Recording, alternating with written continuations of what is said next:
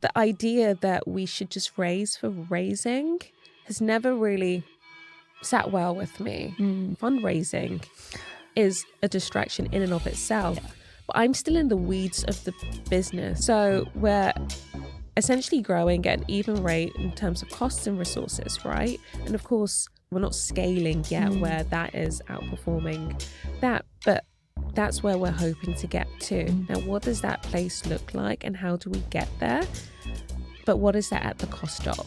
I'm Hattie Willis, your host, and each episode I talk to an entrepreneur, investor, or startup expert to unpack their hardest moments, biggest wins, and hard-earned advice so we can shortcut our learnings as founders together. This episode, I'm joined by Simi Lindgren, founder of Yuty. Some of you may recognise Simi from our special episode on fundraising as an underrepresented founder, where she was joined by two other incredible guests. But we wanted to take the time to dive deeper into Simi's story and her insights building an AI startup. Simi initially went to med school thinking she'd become a doctor. However, she soon realised she wasn't there for the right reasons. This led to her dropping out of her degree and getting an internship at a magazine working in beauty, and ultimately led her to following her own passions. Simi then built up her experience in the beauty industry, working in marketing communications where she matched brands and PRs with media celebrities and influencers. Having progressed really well in 2020, she decided it was time to do something herself, which led to the launch of Yuty. Founded in 2020, Yuty is a venture capital-backed technology company that uses AI to redefine hyper-personalization, transforming the way brands can engage with their customers. The app provides data-backed product recommendations delivered through a quiz in order to help all customers, regardless of race, gender, or ability, to find the product that's right for them. Having had personal experiences of not feeling seen or understood and not being able to find the right products, Simi wanted to create something that was accessible for all, and after teaching herself to code, Yuty was formed. This episode we discuss choosing a path for the wrong reasons and going off the beaten path despite pressure internally and from the family, why she went down the VC route with Yuty, choosing an investor partner and how to manage them, the importance of constantly asking questions, assumptions and why being curious is the ultimate founder trait, plus much, much more. Let us know what you think when you've had a listen. I loved when you came on the podcast before because we had a panel of founders and we talked about fundraising as an underrepresented founder, but I wanted to go so much deeper with each of you because I mean, how much can we touch on in a short episode when there are four amazing founders in front of me? And we've done another episode since with Farah. So I wanted to really dive into your story with Yuty with more time, with more focus. So some people may have listened to that episode before, but let's assume it was a while ago for everyone, even if you listened. And let's do a little refresher of your entrepreneurial journey. So was entrepreneurship something you thought you wanted? And how did you get into it? Yeah, so what's entrepreneurship? Let's define entrepreneurship, or let's find the definition of entrepreneurship. And in that definition, there's no word that says crazy in there, right? It's a journey. Yeah. When I think of going on this journey, I didn't ever think that I would go on this journey to becoming an actual entrepreneur. It's been non-traditional, but I think the general theme since I was little has been this need to kind of problem solve. When I was at med school, I thought one day I would most probably be a doctor. Yeah. Right? The idea was I was going to be a doctor, but then however many years in, I decided, no, I'm going to pursue something else. I guess the general theme of my journey that's landed me here where I'm trying to solve many people's problems has just been that kind of problem solving trait. So it's a very long-winded way of saying, no, I didn't ever imagine that I'd end up as an entrepreneur.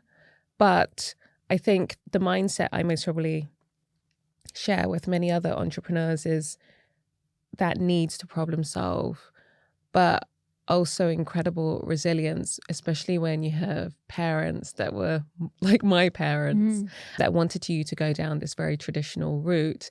And then you say, hey, I'm not going to become a doctor. I'm most probably going to pursue this career over here. And it's like, what is the advertising? What is this?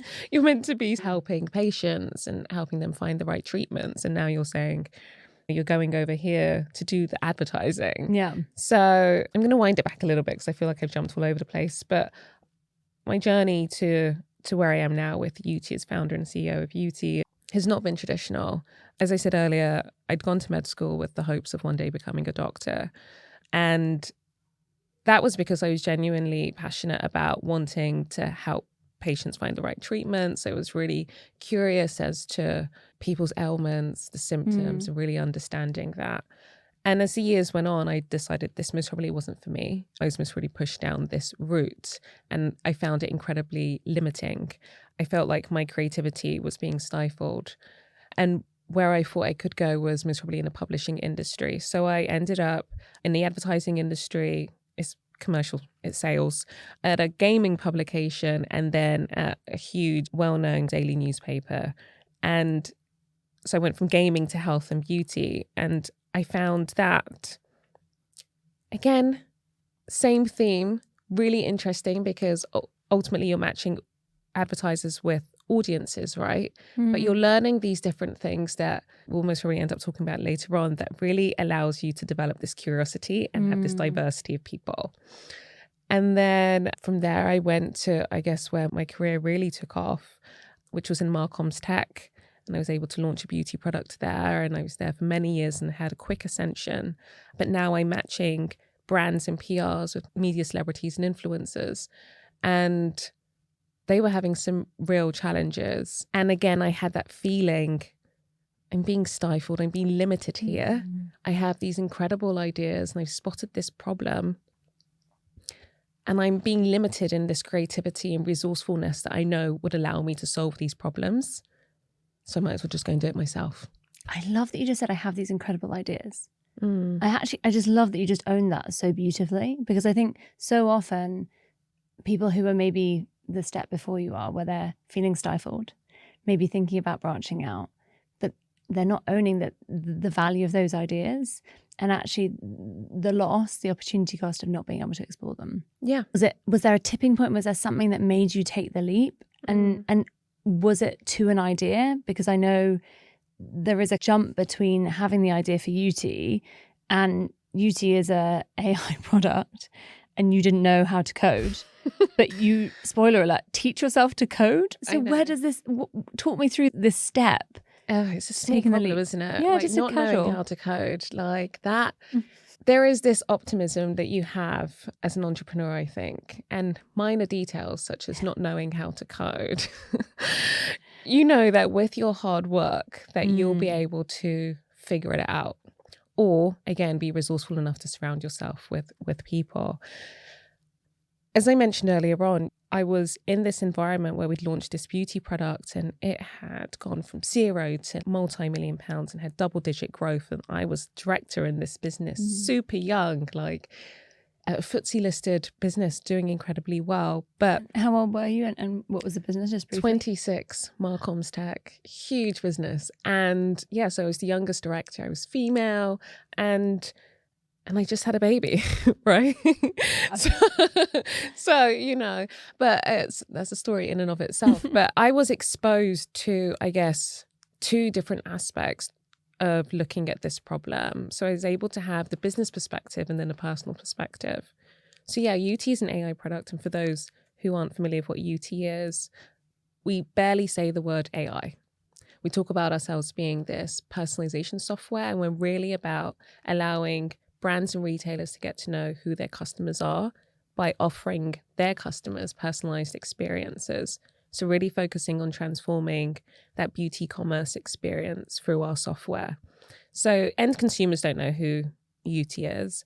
They just know that they're able to find the right product. And then brands who pay us for our software and the Yuty models, they're able to drive growth and loyalty. And I guess the reason why I ended up going on that journey started, I guess, in 2014. So 2014, I'd gone on a bit of a journey myself. I was becoming empowered by my own individual beauty.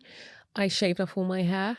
So I'd gone from having this chemically straightened, you know, really super attractive, to just wanting to be more me and not like everyone else, because I was starting to understand that I most probably was different and I wanted to stand out. And I guess wanted to be taken more seriously. And I thought, what can I do?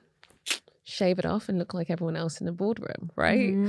And that transition was really tough because being able to navigate beauty aisles with the specific concerns that I had, which was product buildup, dry scalp, everything else, was really challenging.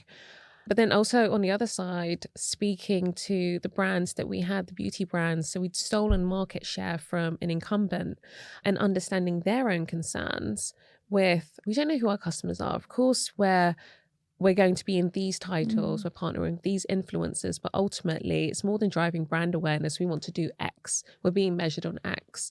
So the two different perspectives I had was as this frustrated consumer. And then also listening to brands who wanted to achieve growth and loyalty and have that positive impact on the bottom line, but weren't able to do so in a way that allowed them to communicate that effectively. So as I said, 2014, I went on that journey. 2015, I had my son and I only had a couple of weeks maternity leave. It wasn't anything too deep, but I was starting to pick up this AI. Like AI's been around for ages, but when AlphaGo is beating a human at, Go, you're like, okay, we've seen what's happened in the automotive industry, but this is huge. And I want to be able to leverage this technology to transform experiences. And at first I said, let's do it within this business that I'm at.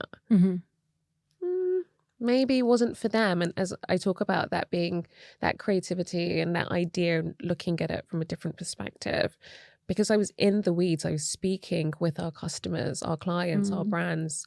So I thought this would be an opportunity. This technology, this wonderful technology would allow for that. But when you're in a corporate environment, just you do what you do, and anything that is really wacky sometimes just doesn't work. It might not be to the benefit of shareholders who potentially risk averse, right? So I started to think on it deeply and I got to work.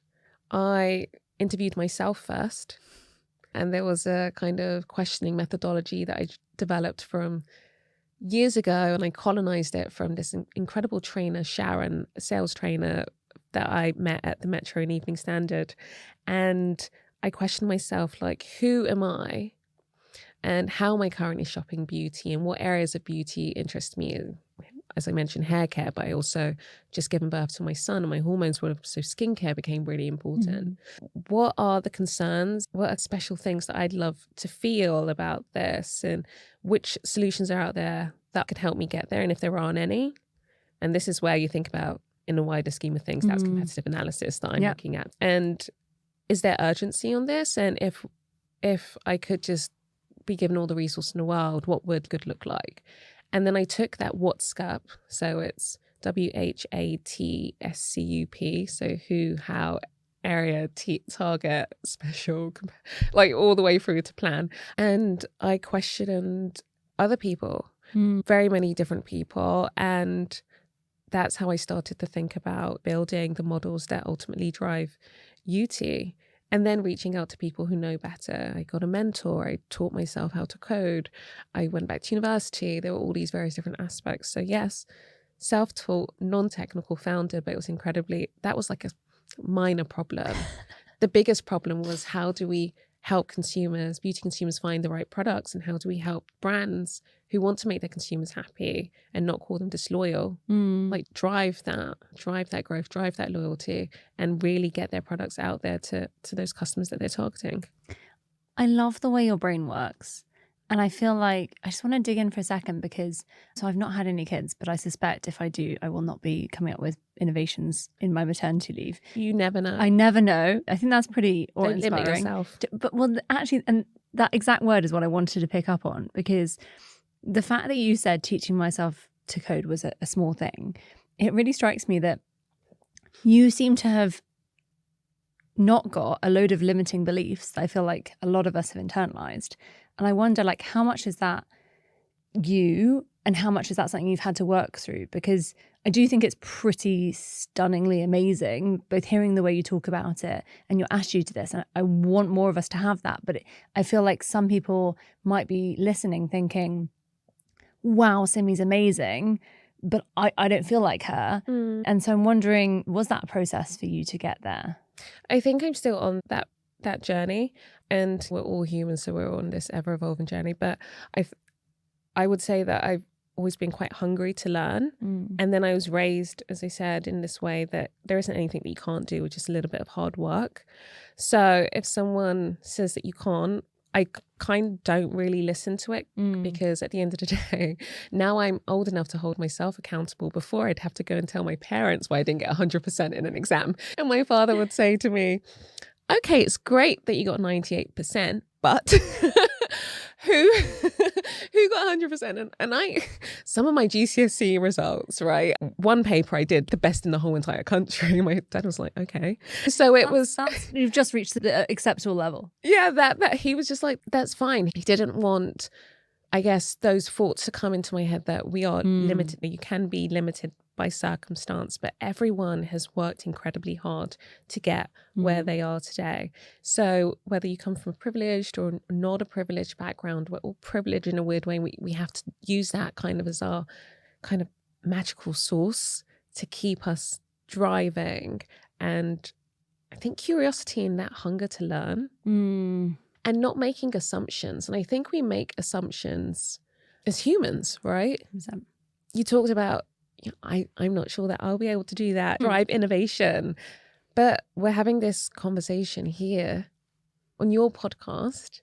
Of course, you'll most probably drive innovation should you have children, because you'll most probably watch them and be like, yeah, that needs fixing. You'll be like, I can drive growth with that. I can innovate and obviously drive economic wealth at the same time. Yeah. And just to be clear, I'm hopeful that it would continue after kids. I just feel like the maternity leave, I'd need a break. Like I've got a human out of me, hopefully. But, I think you're right. And there's actually a beautiful ad I've seen recently, and it's been done by a collective of Down syndrome charities. And it's exactly what you just said about the assumption piece. And it's kind of challenging. You assume I can't drink a cocktail, so you don't make me a cocktail, so I don't drink the cocktail. And it's all about this loop of assumption being self-fulfilling. It's the most wonderful advert. But I think also really speaks to this point as actually, as entrepreneurs, so many of these limiting beliefs can just stop you in your tracks. And I think a lot of people who have the potential, that might be something that's holding them back. Like, don't make the assumption. Assumptions are deadly. Ask. Yeah. Like you said with this ad, ask the person if they'd like the cocktail. Don't just decide, because that becomes a truth. 100%. And you don't learn from there. So I think questioning and asking really does allow us, and even questioning ourselves allows us to be able to make that stride and drive growth and innovation and ultimately whatever, economic success looks like to us. Which actually maybe brings us on to a nice question about Yuty. It seems like you've got this great language for, I'm going to go and try and find these things out. What were some assumptions that you had that you were aware were assumptions, so you went and tested them, but that maybe were wrong and then you had to change tack along the way? Because I think it's nice for founders to also hear, hey, success doesn't mean getting each of those bets right along the way. It's the ability to learn that quickly and then have time to change tack. I didn't go with any assumptions. I have to be honest and transparent about that. I'd put an incredible amount of money into the business, and I wanted to understand whether this business would fail or thrive. And even in if it did fail, I would be okay with that. I mean, materially, it's going to suck, but it was also a huge opportunity to learn. So it felt like a good enough risk. I say that, but it still feels there's this opportunity to learn, right? So there were no assumptions, but I had a thesis that I was working towards, because obviously when you're starting out with a business, you don't just go, I'm going to do this. You try and get a plan together. And I wanted to test that thesis, which was, in my head, I had this idea that our customers would, first of all, want brands, every single brand in the world, to offer this kind of technology. Yes, we know that's true, that 86% of consumers do want this, but it was understanding who is that consumer and ultimately then who would be our customer. Yes. And I had to test that with our MVP. So we launched as a marketplace. The technology, obviously, I started building in 2016. We didn't officially launch Yuty until August of 2020. So it's a long time to be building models and not getting out there. But I think that kind of speaks to how much R&D went into building the models, understanding how much, there's never enough data, but how robust that data needs to be, how diverse that data needed to be. But we had to launch our MVP, this marketplace, just be able to work out, because I didn't have any assumption about who our customer was, but I was getting to understand who our customer's customer was. And that was really key. And I think just assuming that everyone wanted this would have been quite deadly for us, because when we did test, even though the stats were there, when we did test our MVP, it was how they were interacting with it. We had 62 questions in the beginning. I mean, we're down to between 15 and 18 now, depending on which category the personalization engine is. That's a lot of questions to be asking consumers, just because you're under the assumption that they want this. Doesn't mean they're happy to give up quite large swathes of sensitive data. So we had to test what the UI and UX would be for the end consumer, and then who is our target ICP. Anyone would think, because I worked with clients like LVMH and Richemont, Estee and Elizabeth Arden, I'd want to go after enterprises. But with the marketplace, I realized that there was an opportunity here to not only make AI accessible, but actually drive real growth for small to medium brands. And we're not just talking about a meaningful uplift. We're talking about conversion rates that were circa 1.8 to 2.2%, going up to 6 to 8%, which is huge. Insane in e-commerce. I can't even begin to express, like, most brands were very happy with 2%. Like, that was good. Yes. And that's for a third of consumers that are landing on the website. So just think, there's 900 people that come to your website, or let's say 90,000, and only 30,000 of them would interact with Yuty, and we're driving that conversion with those guys. So you can see how much, from a commercial standpoint, the huge benefits that we're able to provide them versus enterprise, who have much larger advertising budgets. You don't know how they would be measuring the success of an engine and software like ours. Whereas with our customers and our brands, they're only spending between $80 to $100 a day on advertising, paid ads. So we had to test with our MVP, and that was incredibly exciting. And once we launched the marketplace, it was look, understand, iterate. Cut the questions down, include more imagery, refine the process of bringing on our target customers, and go back and start again. So it was constantly evolving. But we got to a place where we were driving 300% month on month was our average increase in revenue. And then we were able to secure VC. I bootstrapped up until that point. So we're talking about, 5 months, 6 months? Wow. Just go back. So question asked, and using that what scope, who are they, how are they doing things, what areas, really going through, and then iterating feedback. It was that constant thing. And we do it every single day. We even do it in the team. And just going back to that stage, you have 4 years of kind of equipping yourself, building the models. Yeah. 2 things I want to dive into here. One is, before you get any sort of funding, what is the team size? How much have you invested personally? Because I think this is something that a lot of founders are trying to work out. Like, how viable is it? What are other people spending on that stage? So I have to recognize my privilege here. I had done incredibly well from a young age, and I put in good 6 figures into this business prior to receiving funding. And the team actually was just 2 of us. It was myself and maybe 2 years into it. So again, the reason why it was slow to grow, because you do need others. 2 years into it, I brought on someone else into the team who's still with me to help with building our models and getting it out there, because it couldn't be limited by the fact that I was trying to do my 9 to 5 and Yuty was my 5 to 9 a.m.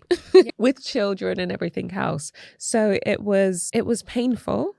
I had savings. I sold a home to do this, but we were a small team of 2. And bear in mind, neither of us took a salary. These were computationally heavy models.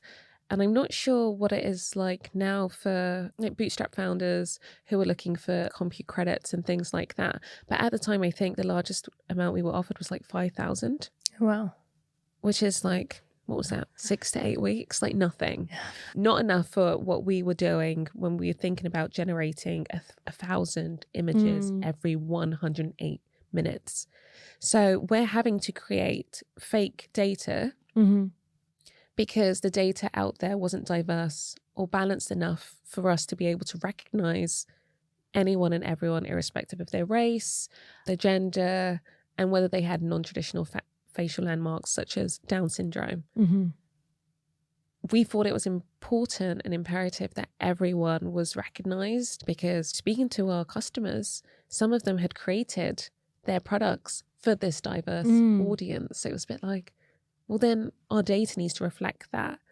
If someone has a beautifully Down syndrome structured face, we need to recognize that where there is a fold, there could be rosacea, for example, and that isn't bad lighting, or there could be UV damage or melasma or something else. So there is a specific feature that needs to be recognized. And the only way that we can do that is by ensuring that we have enough and robust data. So small team. And then in 2020, when we launched, we went to a team of 4. So before funding and following funding, we increased the team by 2 members. Wow. So we didn't go on a hiring spree. We've been quite intentional. I would say that you make mistakes when hiring team members. It just sometimes isn't a good fit. Yeah. And it allows you to learn very quickly what will work for them, and then ultimately for you and the business and everything, and for your customers. But those learnings we've definitely incorporated into our recruitment. They can interview us as much as we interview them. We're very transparent about everything, because I think some people were really excited about the mission, but don't understand that sometimes startup life doesn't mean you're limited to that role. You could be testing and contributing. So someone could be in marketing. They'd be like, but not really my role over here. And it was a bit like, oh, that's not customer centric. And I actually literally spoke on a panel 2 nights ago about this. We were asked about making early hires in a startup, and someone made the good point of an initial test is, can you write a job description? But I think a big part of that is, can you find someone who's okay to work outside that JD? Because things will, to your point, you don't have enough staff. Everyone has to muck in. You don't want everything to become siloed early, and that is like the joy of a small team. It doesn't have to be. So I think that you're so right. That's something really important to recruit for. I want to just come back to this point though about the kind of mission and the way you're building, because to your point, there literally isn't the data to build these models, because others have been very happy to actively ignore huge groups, because actually we're going to stick with mainstream, very white, very normal, in inverted commas for anyone who can't see it, faces, bodies, and very happy to totally underserve huge swathes of the population. And that has been a massive problem in beauty.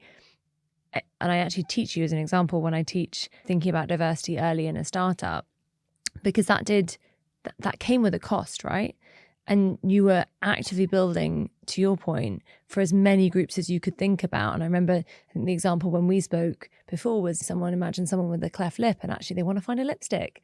And this humanization of your data set, or to think about data as how does it serve people and be really actively inclusive, I think is such a beautiful example. And you talked about as well beauty brands that end up actually that this is who they're building for, those who've historically been not served. And I think it's such a nice example of this is a beauty brand called, I think they're called Guideliner. And they were actually created for people, I think with Parkinson's, people who had shakes and couldn't apply a liquid eyeliner. And actually they built it was much more inclusive, but then actually everyone was like, this is just way better, way easier. And they suddenly had this much bigger market. And I do think there is a huge point in, if you design for inclusion earlier, yes, you serve those groups have been historically totally ignored, but actually is better for everyone because everyone benefits. You're absolutely right. I think that's the point. Everyone does ultimately benefit. When we were asking these questions of the brands that we were trying to work out, these are target ICPs, they were learning that in building their startup and their brand.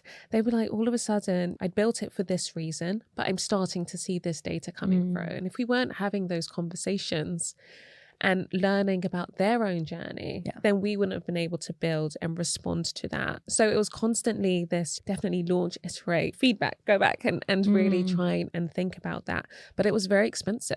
Yeah. And when you're building a business, for us, the whole purpose is leveraging this technology to be able to transform experiences, right? It's very expensive. It's not the run-of-the-mill personalization engine. I would love for it to be a simple decision tree algorithm, but that's just not conducive when you have nearly 90% of consumers that are screaming for products as much as they love to discover and go on that buying journey. They just want products that work. Yeah. And on the other end, brands are suffering from increasing customer acquisition costs up 92%. And they just want to know who is their customer and how can they keep them longer and improve their products so they can come back and buy. Yeah. How they build that relationship and connect with their customer. And both of them have this mutually, beneficial relationship. And for us, we're trying to facilitate that with this ultimate matchmaking, personalization, connection. But it was expensive for us. Yeah. And as expensive as it was, I think it was important and incredibly valuable to our journey and allowed us to secure the multiple patents that we do have, but also secure investment partners that believe in what we're building and our mission and vision and support us on this journey. And we obviously touched in the other podcast episode you came on about fundraising. Yes. But I think lots of people are going to have questions. Was it something you wanted to raise for earlier? Why did you raise when you did? And what's been your journey since? Because I think we touched on 2 years ago. So any kind of observations or learning since then as well? I was quite aware that VC, just for the type of business that I was building, we would have to raise VC. Can you just touch on why? Because I think a lot of people struggled with exactly that question. Is the kind of business I'm building, does it need VC? So I think discerning, are you venture backable or scalable type of business early on is incredibly important. What does that mean? It doesn't mean grow at all costs. It doesn't mean growth at all costs and not thinking about profitability, but it does require an insane amount of capital to allow you to reach quite specific objectives and milestones that will return huge amounts to VC. That doesn't mean to say that if you're running a lifestyle type business that you're not as important. 100%. Because that could be a profitable business. But when you think about the structure of what is venture capital and how large is that fund, and are you going to be that fund returner? If the fund is a 200 or 60 million pound fund, will you yield returns that will be large enough to return to that fund? So really understanding, what is your business? Is it a lifestyle business, which is a perfectly acceptable business that is 100% profitable from day one? Or are you someone that needs a capital intensive business that needs a huge injection of capital before you can think about profitability? But in doing that, we have to look at other businesses that have been around, and there are some big ones that I could mention, but I was in my head, I'm trying to think of some huge female founded businesses. Canva, for example. VC ones, sadly. Yeah. Yes, like the likes of Canva, or those businesses required an incredible amount of capital. They just recently had an acquisition, which is most probably why they acquired a business, which is why it's front of mind.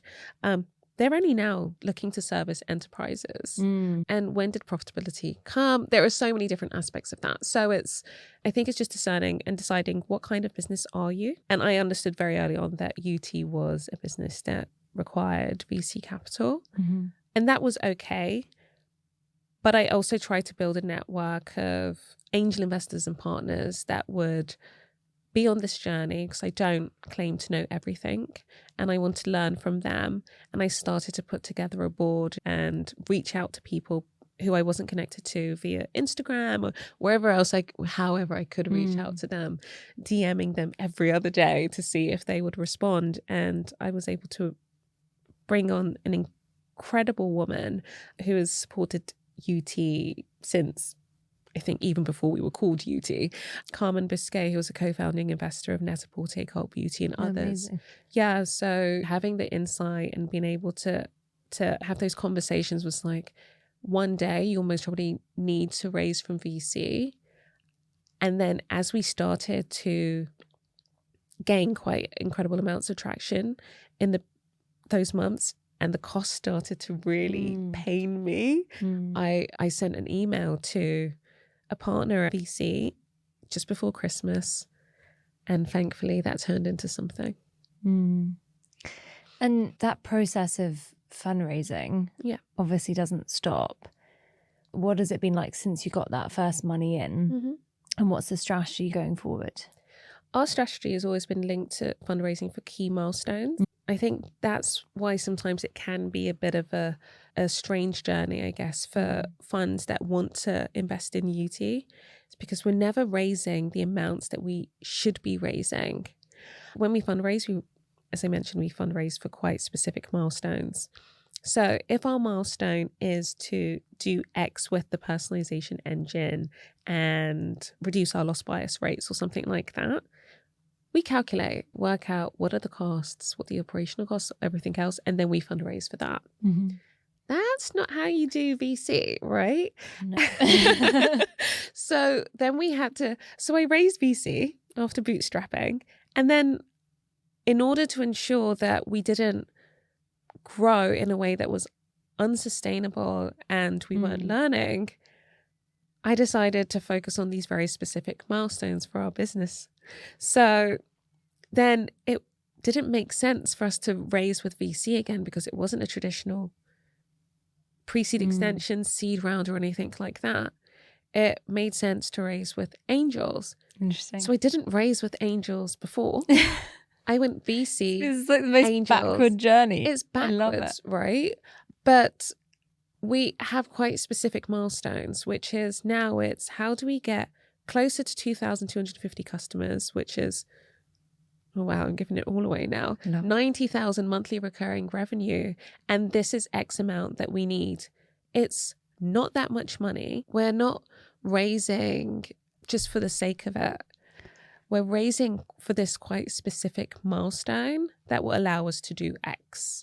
Are you able to do that because that 90,000 recurring revenue actually covers kind of core costs to a degree that you're not having to fundraise to match your runway? Because I think that's what happens with most startups. And am I right in thinking your VC was Ada Ventures? Yeah, so we have two VCs, Ada and Venrax. And Ada are incredibly, they're supportive. So lucky. And I'll be like, everyone go. But I don't want to inundate them. Inundated. I know, poor things. They've been incredibly supportive since the beginning of our journey. And I'll have conversations with Matt and I'll be like, this is the OKRs that we're looking towards. And there is confidence there. They will follow on our next round. But the idea that we should just raise for raising has never really sat well with me. And I think there's a lot of data out there because sometimes raising for raising is distracting. Fundraising is a distraction in and of itself. Yeah. But I'm still in the weeds of the business. So we're essentially growing at an even rate in terms of costs and resources, right? And of course, we're not scaling yet where that is outperforming that. But that's where we're hoping to get to. Now, what does that place look like and how do we get there? But what is that at the cost of? So that's been a key thing for us in determining where do we want to get to? Yes, you can have concentration. Does that mean that you've reached product market fit? And how do we ensure that we're building a sustainable and long-term business that is able to be acquired and have a successful exit? But ultimately, from a VC investor perspective, but for a customer perspective, impact as many people and transform their experiences in a real way. And I've been incredibly transparent about the fact that I didn't go into this saying we're going to IPO. My idea was that should one day we have an exit, we would need to be acquired by someone that allows a business that would allow us to touch and transform as many people as possible. There is no ego here. I've never been in love with Yuty Bazaar, Epoch, all of the various iterations in terms of names.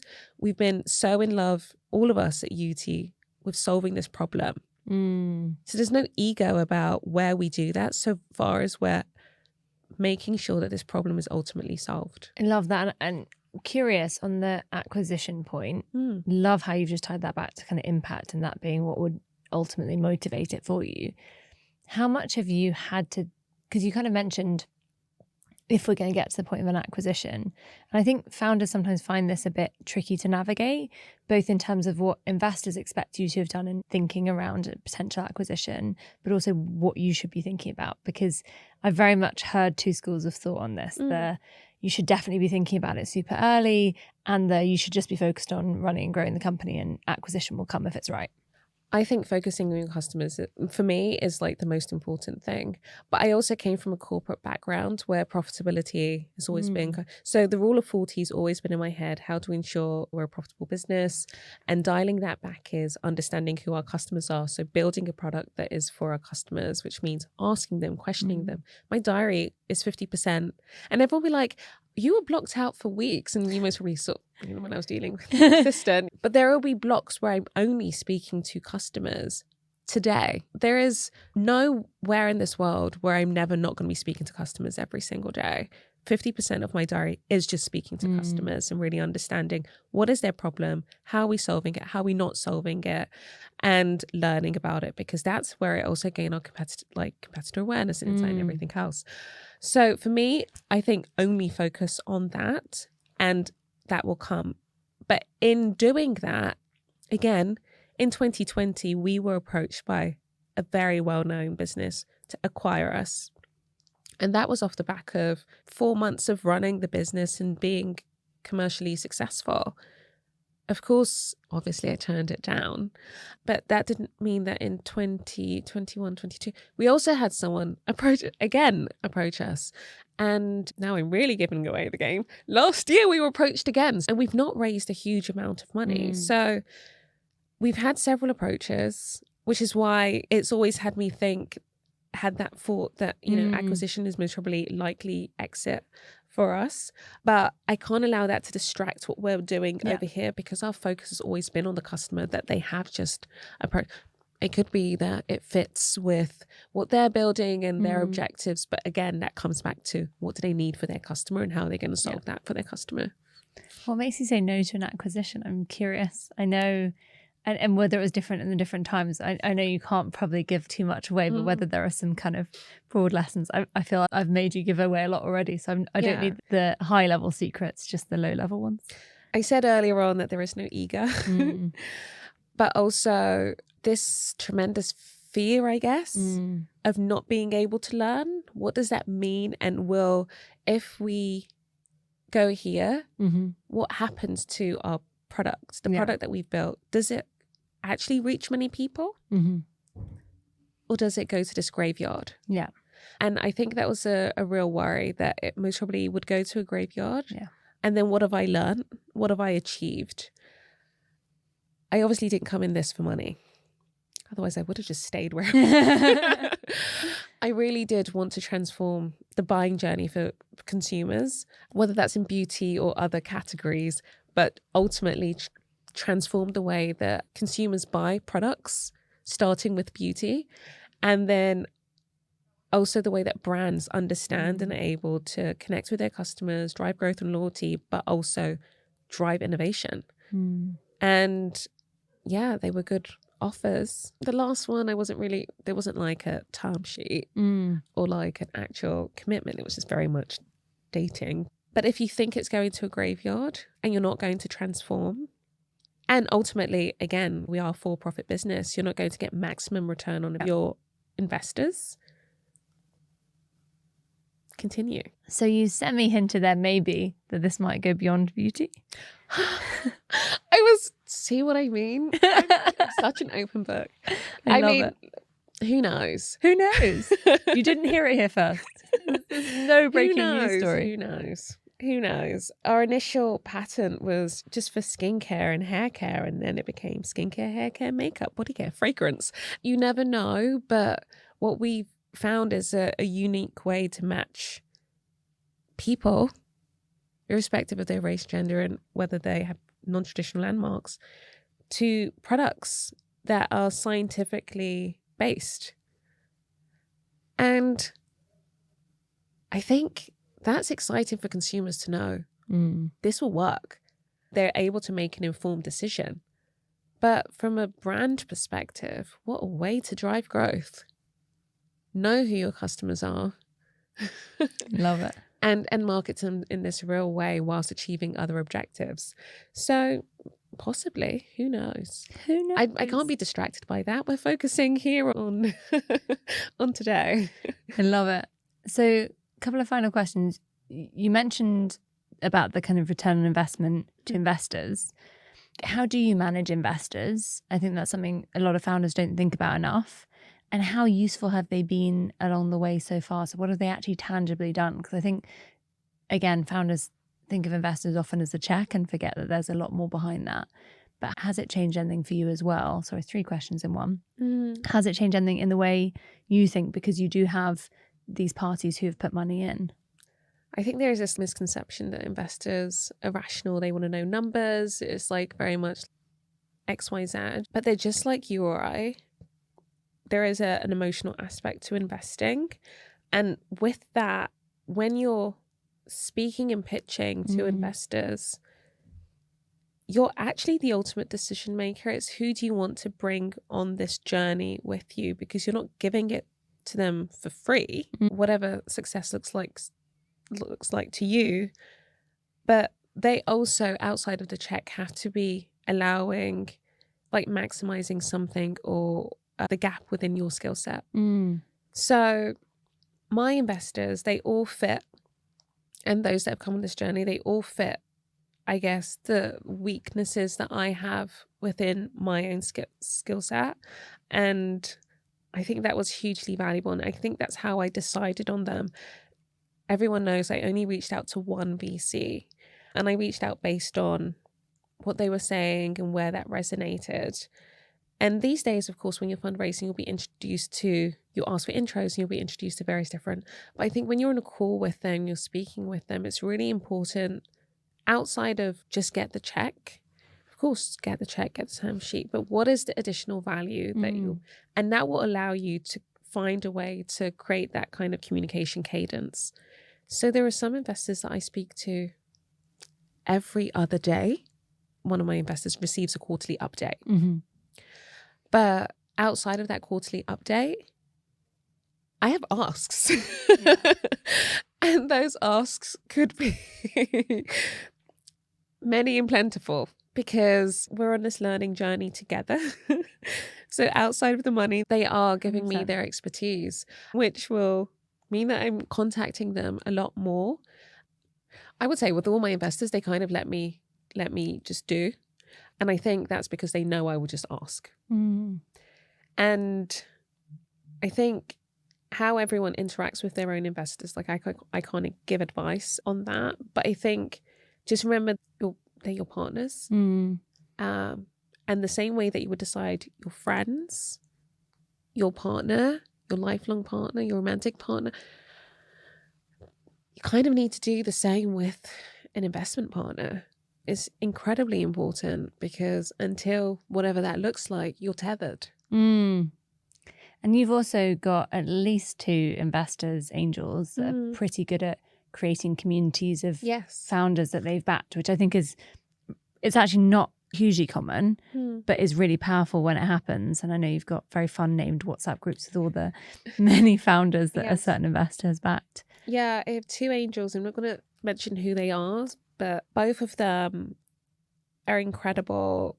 I mean, the male investor that we have is very well known.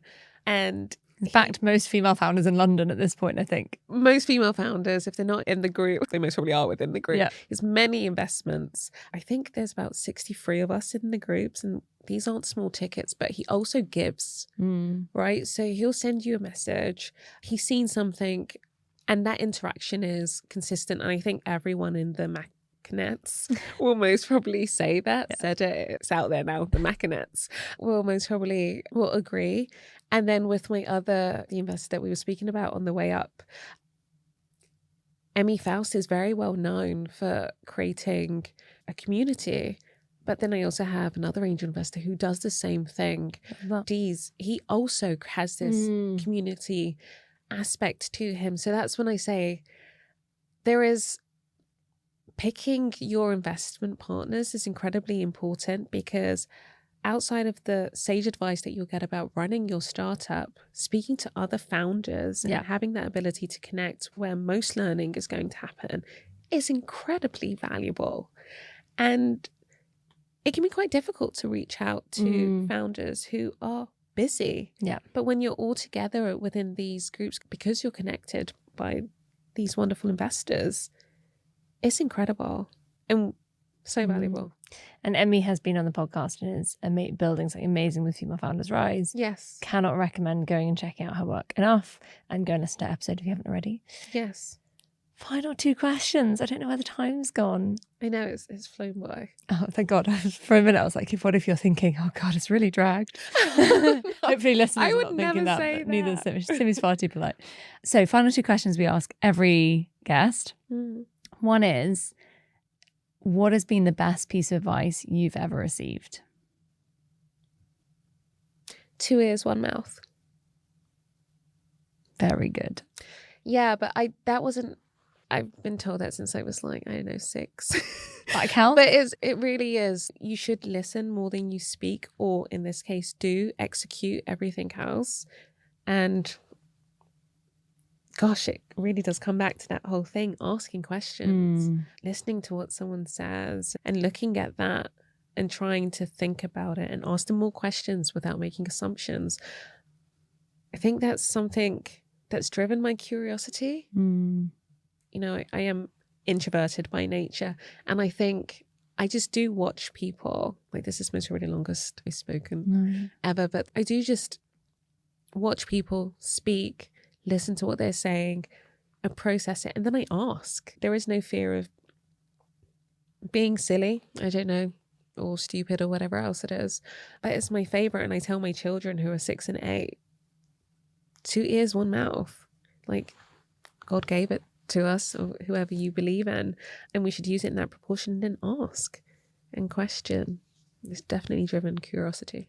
And I love to hear, it's very clear curiosity is a theme for you throughout your career, but also love to hear how that's actually driven your schedule today, which is still so conversation with customer led.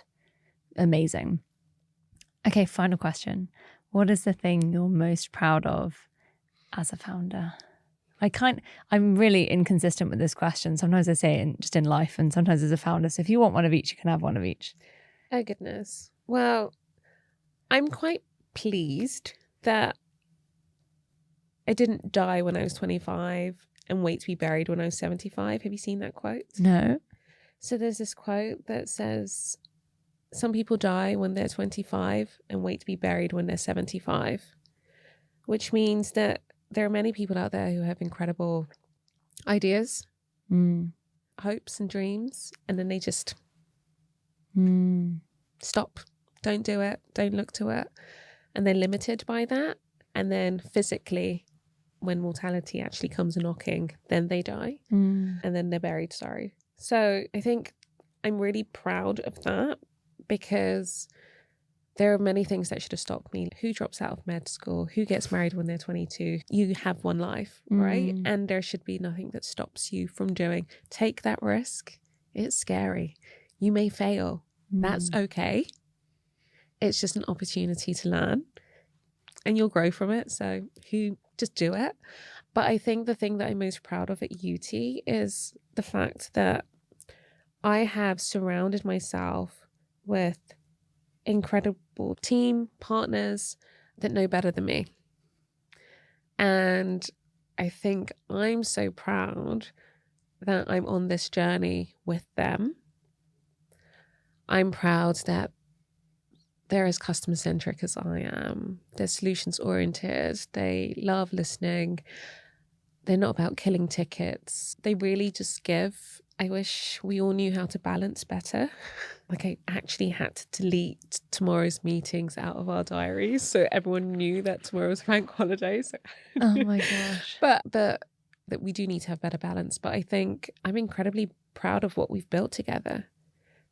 Anyone would be like, oh, Simi, you did build it by, you built the initial Yuty algorithm. But where it is today isn't because of anything that I did solely. And that's what I'm proud of. Anything, but we'll definitely allow the team, investors, everyone that's on this journey, like 100% have contributed to it. And that's what powers me through. You need incredible resourcefulness, resilience, grit to get through the ups, like the highs, the lows. It's treacherous terrain, high failure rates, 90+%, all of these various different things, challenging, all of those things. But when you surround yourself with just brilliant humans, that's what I'm proud of. Feels good. Love that. And what a beautiful note to end on. Simi, thank you so much for coming on, being so honest. Thank you for having me. I know. We'll come back for a third soon, I'm sure, at some point. Thank you so much for having me. Thank you for listening. Before you go, please do take a minute to follow so you never miss another episode. We have some incredible founders coming up. And I always love to hear what resonates with listeners. So do drop us a direct message on Instagram @NotMyFirstGuest with any moments that meant something to you, ideas for future episodes, or your own entrepreneurial stories you want to share. Until next time, happy startupping.